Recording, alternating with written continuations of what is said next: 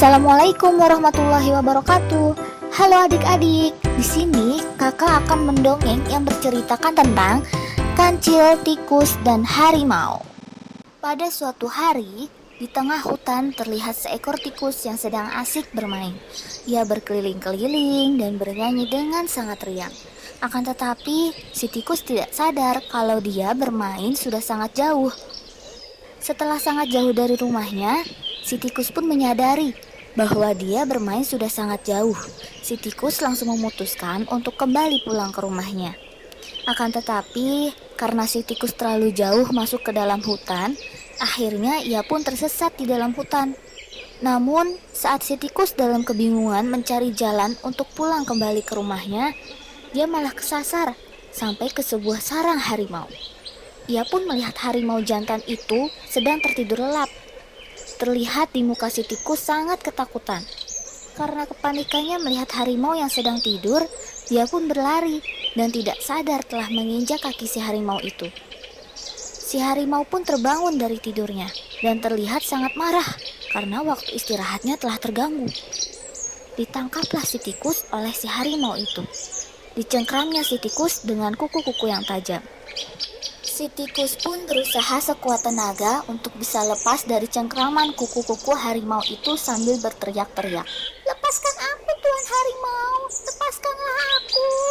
Aku sungguh tidak sengaja telah mengganggu istirahatmu. Tolong Tuan Harimau, lepaskan aku!" Aku tidak akan melepaskanmu. Kau sudah ganggu aku sedang beristirahat. Kau tahu kan sifatku? Aku sangat marah jika ada binatang lain mengganggu istirahatku. Jawab si harimau. Tidak jauh dari tempat itu, ada si kancil yang sedang minum di tepian sebuah sungai.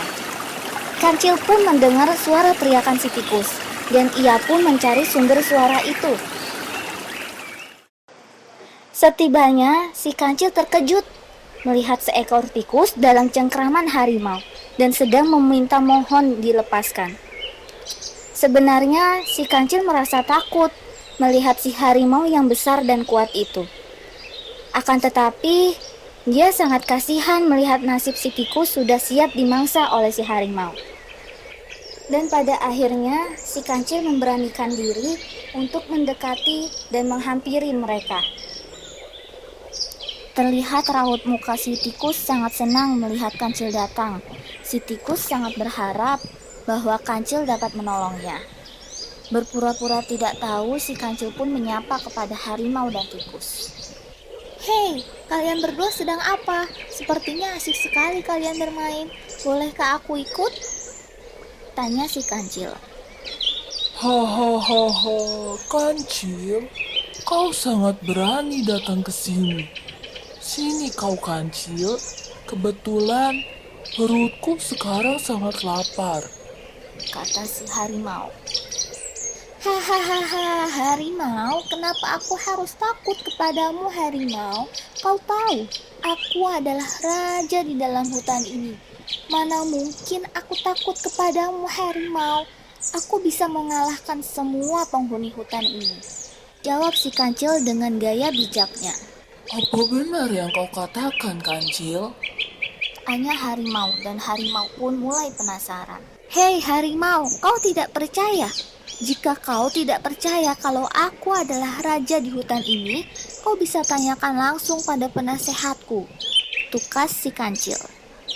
Hahaha, penasehat? Di mana Kancil aku bisa menemui penasehatmu itu? Tanya si harimau yang makin mulai penasaran. "Hei harimau, kau pura-pura tidak tahu saja. Itu sekarang yang kau cengkram adalah penasehat yang paling aku percaya. Di sini, di dalam hutan ini, ia adalah penasehat yang sangat disegani. Jika kau melukai penasehatku dan sampai terjadi apa-apa dengannya, aku benar-benar tidak akan memaafkanmu, harimau," jawab si kancil sambil berlaga dengan tegas. Si harimau pun mulai terpengaruh dengan ucapan-ucapan si kancil, penghuni baru yang belum lama tinggal di dalam hutan ini. Jadi memang benar-benar tidak tahu tentang semua hal di dalam hutan ini, termasuk siapa raja di dalam hutan ini. Hei kau tikus, benarkah apa yang dikatakan kancil? Bahwa dia adalah seorang raja di dalam hutan ini. Tanya harimau kepada si tikus.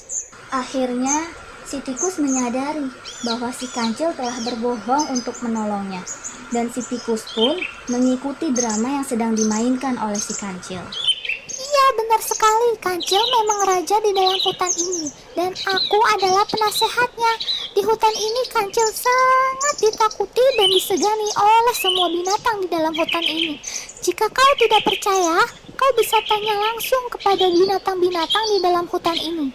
Jawab si tikus. Harimau pun mulai merasa takut mendengar jawaban dari si tikus. Akan tetapi, si harimau tidak menunjukkan rasa ketakutannya.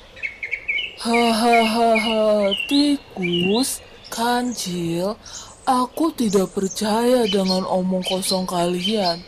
Coba kalian buktikan jika apa yang kalian katakan itu memang benar. Tanya harimau. Kancil pun terlihat bingung.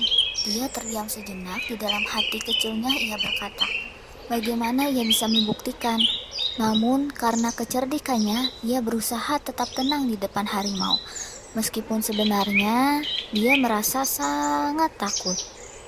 Kau masih tidak percaya kepadaku, harimau? Kau perlu bukti. Baiklah, harimau. Beberapa hari yang lalu, aku pernah mengalahkan harimau besar sepertimu. Aku sangat marah karena harimau itu sangat kurang ajar kepadaku. Dan aku masih menyimpan kepalanya di dalam sumur di pinggir sungai. Untuk dijadikan peringatan bagi hewan-hewan lain agar tidak bersikap kurang ajar kepadaku di dalam hutan ini. Jika kau mau bukti, baiklah, aku akan menunjukkannya kepadamu. Dan kau tidak boleh menyesal, kata si kancil sambil sedikit mengeluarkan kata-kata ancamannya. Mendengarkan kancil berbicara, harimau pun sudah mulai merasa ketakutan. Baiklah kancil, coba kau tunjukkan di mana kau simpan kepala harimau malang itu. Akan tetapi kancil, jika kau menipuku, kau akan menjadi makan siangku. Tanya harimau. Mendengar gertakan si harimau, si tikus pun merasa ketakutan, namun ia tahu akan kecerdikan si kancil. Dan si kancil pun mengedipkan mata kepada si tikus. Akhirnya, kancil membawa harimau itu ke tepi sungai. Mereka menuju sumur di pinggir sungai dan sumur itu sangat gelap dan dalam. Namun, karena pantulan cahaya matahari yang membuat air bening di dalam sumur itu berkilau seperti cermin. Kita sudah sampai di tempat yang aku maksud, harimau. Sekarang kau bisa membuktikannya sendiri. Coba kau lihat sendiri di dalam sumur itu. Aku menyimpan kepala harimau malang itu di dalam sumur, kata kancil. Si harimau pun merasa sangat penasaran, tapi hatinya sangat takut. Ia pun memberanikan diri untuk melihat ke dalam sumur itu.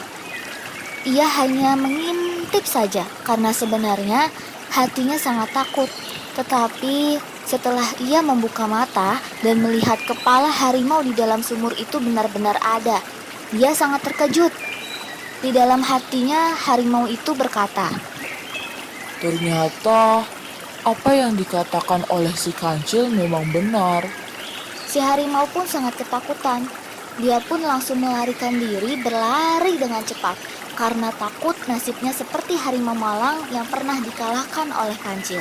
Kancil dan si tikus pun tertawa puas melihat harimau berlari ketakutan begitu cepat.